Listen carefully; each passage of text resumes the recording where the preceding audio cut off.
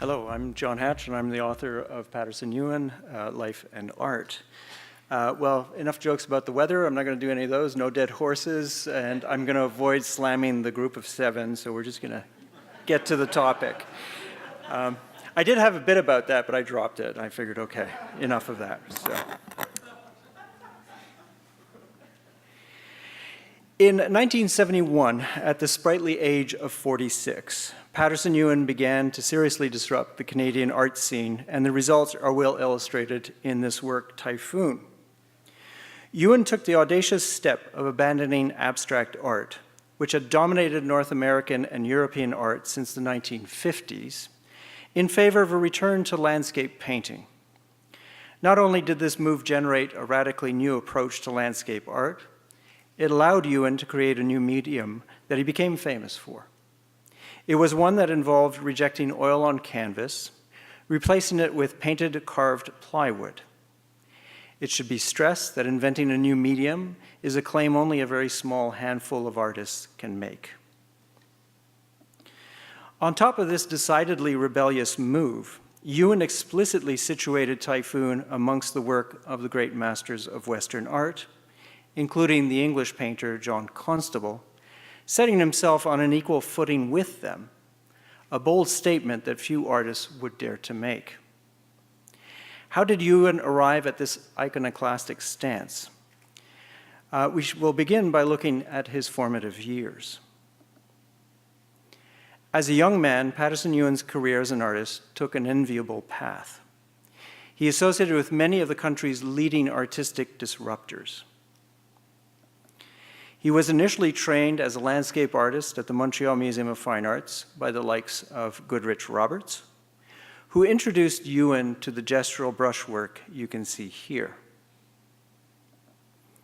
By the early 1950s, he was involved with the Quebec avant-garde movement, the Automatistes, who had a hand in Ewen's shift to abstract painting. By the end of the 1950s, Ewen joined the Plasticiens, a Montreal group of painters that impacted his adoption of geometric abstraction. Then, in 1968, Ewen found his way to London, Ontario, where he came in contact with the London regionalists and the pop art sensibilities of Greg Cournot. However, although in his early years Ewen moved through many movements, each radical and quite rebellious in their own ways, remarkably, his iconoclasm may have outdone all his teachers and colleagues because he's the only one who came up with a new medium and a technique that was entirely his own. Here's how that happened. In late 1970, Ewen created this abstract painting, Traces Through Space. It was produced in an unconventional way. As Ewen stated, quote, "I thought I was making an anti-art gesture, dabbing rows of dots on plain canvas with felt. But then somehow this turned out feeling like traces of things moving through space." What followed were paintings Ewen called phenomascapes, a term which he used, as he put it, quote, "to describe images of what is happening around us as individuals, rain, lightning, hail, wind, around our universe, galaxies, solar eruptions," end quote. He would add, quote, "They are sometimes inner phenomena. I observe, contemplate, and then attack." Rocks moving in the current of a stream illustrates Ewen's unique subject matter, as well as a new approach in how to portray it. In this work, Ewen depicts the movement of rocks at the bottom of a stream, using a sheet of metal to represent the water. Arrows, as one would find in a scientific diagram, indicate the movement of the rocks that in turn are made from cut linoleum. Here's how Ewen described his decision to make this painting in his usual, very plain, straightforward manner, quote, "I became bored with art in the formal sense," end quote. In large measure, Ewen created these works after he grew increasingly frustrated with the Canadian art market that appeared to only crave small paintings on canvas. As he stated in a 1970 interview, quote, "I have determined never to paint another canvas," end quote. After arriving at this realization, there were only two choices for Ewen. As he stated, either stop making art or change the rules of the game. So, as Ewen put it, quote, "My change was to go from canvas and abstract painting to wood and imagery," end quote. Not only did Ewen have a new approach to how he would depict the land, he was a game changer in terms of the technique he used to make his works. A key stage in Ewen's development of a new medium for landscape painting happened in 1971, when he decided to produce a 4-foot by 8-foot woodcut print. Let me repeat that, 4 by 8 feet. It was an ambitious undertaking inspired by Japanese 19th century woodcuts, like the one on the screen, works he admired since his teenage years. Although please note that the Japanese print on the screen, on the left, is only 10 by 15 inches, pretty close to the standard for Japanese 19th century woodcuts. Ewen diligently carved into the wood, a time-consuming task given the scale. And as he was about to ink the plywood, he decided that he would simply paint it and let it stand as is. That simple decision resulted in the creation of an unconventional and disruptive approach to painting. The outcome can be seen in these two works, Eruptive Prominence and Solar Eclipse. They would be the first of Ewen's gouged plywood paintings, a hybrid of print, painting, and relief sculpture that he is famous for today. As I stated at the beginning of my talk, there are very few artists who could claim to have invented a medium, let alone be audacious enough to challenge the supremacy of canvas painting.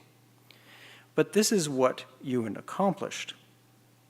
With Eruptive Prominence and Solar Eclipse, Ewen disrupted the course of Canadian landscape painting in another significant way, one clearly influenced by the early years of space exploration, highlighted by the moon landing in 1969. With both of these works, Ewen shifted our perspective of the land to include celestial space.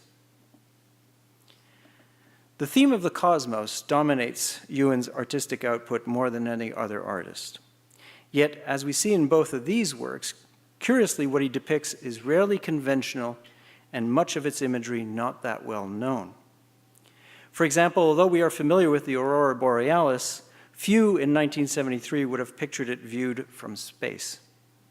Just as in 1994, the theory that galaxies consumed other galaxies was only a couple of years old.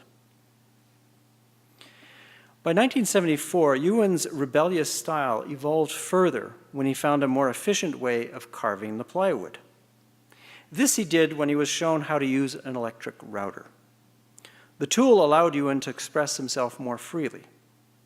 The Great Wave, Homage to Hokusai, is one of the first works that Ewen created with the electric router, and in its technique and subject matter, the painting served as an announcement of Ewen's arrival as a force to be reckoned with on the Canadian art scene and internationally, heralding the creation of an entirely new way of painting.